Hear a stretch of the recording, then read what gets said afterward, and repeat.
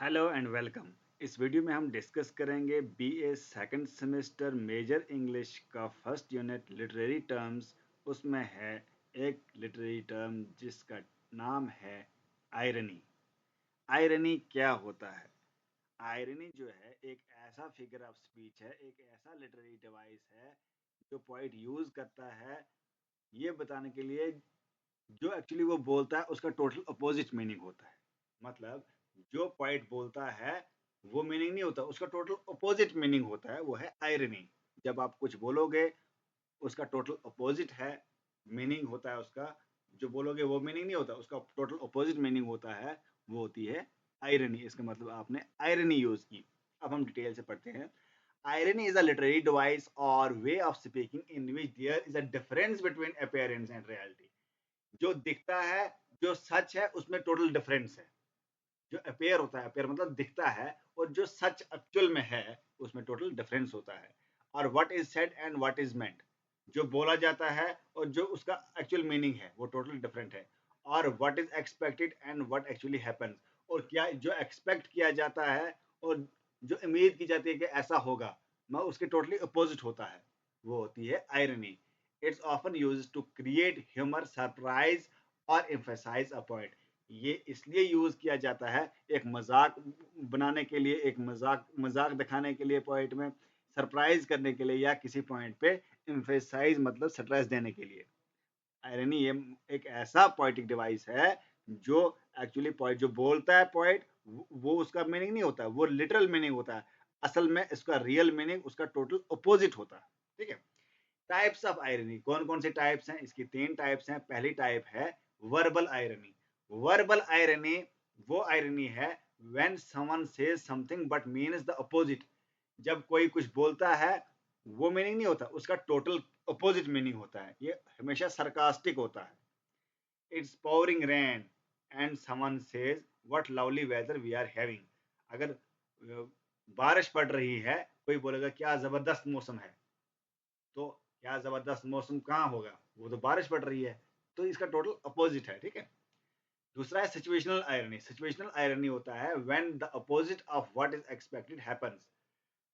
वो सिचुएशन जब हम सोचेंगे ऐसा होगा, बारिश पड़ेगी, मगर बारिश नहीं पड़ेगी। ठीक है। हम अपोजिट एक्सपेक्ट कर रहे हैं। ठीक है। अपोजिट एक्सपेक्ट कर रहे हैं मगर उसके टोटली डिफरेंट होता है, वो है situational irony. For example, a fire station burns down, a police officer gets robbed. तो फायर स्टेशन तो नहीं जलेगा, फायर जो है, फायर स्टेशन वो क्या करता है, वो आग को जलाता है, वो खुद नहीं जलता है। तो police officer gets robbed, police officer तो ही रॉब हो सकता है, वो खुद, वो जो जिसकी रॉबरी होगी, जिसकी चोरी होगी, वो तो उसको पकड़ता है, चोर को पकड़ता है, वो खुद थोड़ी रॉब होगा। ये सिचुएशनल आयरनी है। ठीक है। नेक्स्ट है ड्रामेटिक आयरनी। ड्रामेटिक आयरनी वो आयरनी है when the audience knows something the characters don't. यहाँ पे एक ऐसी सिचुएशन है, कोई कुछ, फॉर एग्जाम्पल मूवी में कुछ हो रहा है, फिल्म देख रहे हो, उसमें कुछ हो रहा है, ऑडियंस जानती है, हमें पता चल रहा है कि उसके साथ धोखा हो रहा है, मगर आपस उन उन कैरेक्टर्स को आपस में नहीं पता कि क्या चल रहा है, किसके साथ धोखा हो रहा है, किसके साथ क्या हो रहा है, उनको नहीं पता चल रहा है आपस में, मगर हमें पता चल रहा है, ऑडियंस को पता चल रहा है। ये यूज हुआ है कहाँ पे? इन रोमियो एंड जूलियट, जो शेक्सपियर ने लिखा है, उसमें जो है ड्रामेटिक आयरनी यूज हुआ है। अब इसकी एग्जाम्पल्स हम पढ़ेंगे, आयरनी की एग्जाम्पल्स। तो पहली एग्जाम्पल है the gift of the Magi by O Henry. इसमें यूज हुआ है सिचुएशनल आयरनी। सिचुएशनल आयरनी कैसे यूज हुआ है? क्योंकि हस्बैंड जो है वो वॉच को सेल करता है, ठीक है, उस अपनी वाइफ की कॉम्ब लेने के लिए, कंगा लेने के लिए, और वाइफ क्या करती है, वो अपने बाल को बेच लेती है अपने हस्बैंड के लिए वॉच लेने के लिए। तो ये सिचुएशनल आयरनी होती है। ठीक है। ये सिचुएशनल आयरनी यहाँ पे यूज हुई है। नेक्स्ट है जूलियस सीजर की। जो जूलियस सीजर है, विलियम शेक्सपियर ने लिखा है ये नॉवल, इसमें वर्बल आयरनी यूज हुई है। क्या यूज हुई है? Verbal irony. अगर मैं समझाऊंगा भी तो आपको समझ नहीं आएगी, क्योंकि जूलियस सीजर एक बहुत बड़ा प्ले है, ये आपको पढ़ना पड़ेगा। उसके बाद एनिमल फॉर्म। एनिमल फॉर्म जो है ये लिखा है जॉर्ज ऑरवेल ने। इसमें ड्रामेटिक आयरनी यूज हुई है। ठीक है। ड्रामेटिक आयरनी भी यूज हुई है और सिचुएशनल आयरनी भी यूज हुई है, ज्यादा ड्रामेटिक आयरनी इसमें यूज हुई है। ठीक है, तो ये जो है ये हमने पढ़ा आयरनी और उसके एग्जाम्पल्स और उसकी काइंड्स।